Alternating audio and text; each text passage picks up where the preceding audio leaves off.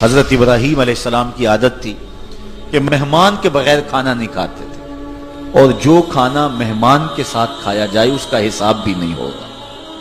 ساری زندگی یہ ان کا معمول رہا ہے۔ ایک دن بھوک لگی، گھر والوں کو کھانا پکانے کا کہا اور خود مہمان ڈھونڈنے نکلے۔ ایک شخص کو جو کہ بوڑھا تھا لے آئے، دسترخوان پہ بٹھایا، کھانا جب لگ گیا تو اس کو کہا اللہ کا نام لے کے شروع کرو۔ اس نے کہا میں تو اللہ کو نہیں مانتا۔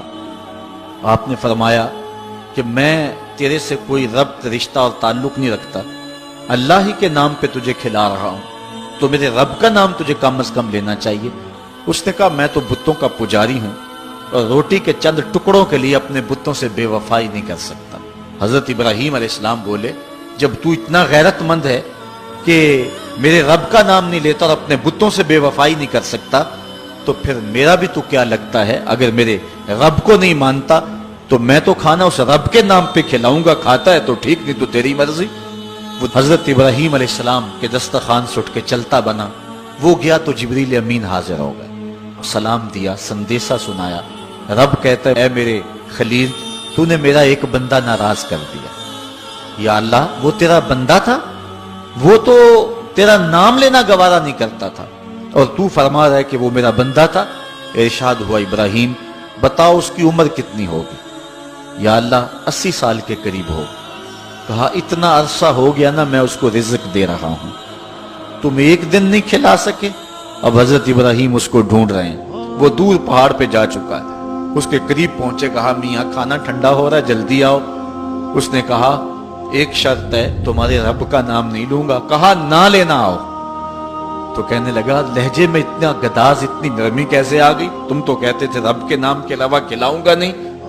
کہا کہ اسی رب کا ہی تو پیغام آیا ہے کہ میں بھی اس کو دے رہا ہوں۔ اس نے کہا اگر تیرا رب اتنا اچھا ہے تو کھانا بعد میں کھائیں گے، پہلے اس کا غلام بنا لے مجھ کو۔ تو وہ رب ہے سب کا، ہمارا حق ہے کہ ہم اس کی پوجا کریں۔ تو اللہ تعالیٰ جل شانہ نے ارشاد فرمایا یا ایھا الناس اعبدوا ربکم، اپنے رب کی عبادت کرو۔ ایک تو وہ تمہارا رب ہے، اور پھر الذی خلقکم، اس نے تمہیں پیدا بھی کیا ہے۔ توجہ چاہوں گا، کتنی شان ہے کہ اس نے تخلیق بھی کیا اور پھر اس نے تمہاری تربیت بھی کی۔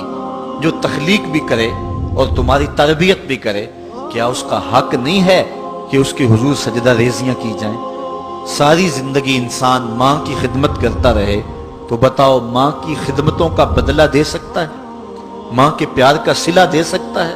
تو انسان جتنی مرضی خدمت کر کے ماں باپ کو راضی کرنے کی کوشش کرے وہ تو راضی ہوتے ہیں، بلکہ نالائق اولاد کے لیے ماں باپ کی دعائیں اور زیادہ ہوتی ہیں۔ تو انسان ان کی خدمت کا حق نہیں دے سکتا۔ ماں باپ کے اتنے حق کیوں ہیں؟ اس لیے کہ ماں نے بیٹے کو جنم دیا، جس نے جنم دیا ہے اس کے اتنے حق ہیں، تو جس رب نے خلق کیا ہے اس کے کتنے حق ہوں گے؟ جس نے تخلیق کیا ہے، دستے قدرت سے بنایا ہے، تو پھر اس کے کتنے حق ہوں گے؟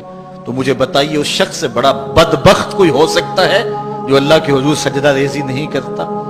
صبح کے وقت چڑیاں بھی اللہ کا نام لے رہی ہوتی، حشرات الارض بھی رب کا نام پکار رہے ہوتے ہیں، بلوں سے سر نکال کر جانور بھی اللہ کا نام پکار رہے ہوتے ہیں، اور اس شخص سے بڑا بد نصیب زمانے میں کوئی نہیں ہے کہ جو اللہ کے حضور جھکنا نہیں جانتا، جو اللہ کے حضور جو ہے وہ عبادت کا سر نہیں رکھتا۔ وہ رب ہے جو تمہیں پیدا کرنے والا ہے۔ ماں کے رحم کے اندر کون نقش و ونگار دینے والا ہے؟ کس نے گوشت کے لوتھڑے کو بولنا سکھایا ہے؟ کس نے چشم خانوں کے اندر روشن چراغ رکھ دیے ہیں؟ اور کس نے سر کے اندر ایک نشیط اور روشن دماغ رکھ دیا ہے؟ کس نے ہاتھوں کو پکڑنے کی قوت دی اور کانوں کو شنوائی کی طاقت دی؟ اور کس نے جو ہے وہ سونگھنے کی قوت اور قوت شامہ ناک کے نتنوں کے اندر رکھ دی؟ کون ہے جو ٹانگوں میں زور پیدا کرتا ہے؟ کون ہے جس نے چھاتی کو طاقت دی؟ کون ہے جس نے انسانیت کو احسن تقویم بنایا؟ انسان، کیا تیرا حق ہے کہ مسجد کے قریب سے تو گزر جائے اور اللہ کا نمائندہ پکار رہا ہو حی علی الصلاۃ حی علی الفلاح، آجا نیکی کی طرف، آجا نماز کی طرف، اور تو جو ہے وہ اس کو سننے کے باوجود گزر جائے؟ ایسا ہو سکتا ہے کہ تو اس کے حضور آئے نہ، حاضر ہی نہ ہو؟ یہ بد نصیبی نہیں تو اور کیا ہے؟ اللہ تعالیٰ جل شانہ ہمیں اپنی عبادت کی توفیق نصیب فرمائے۔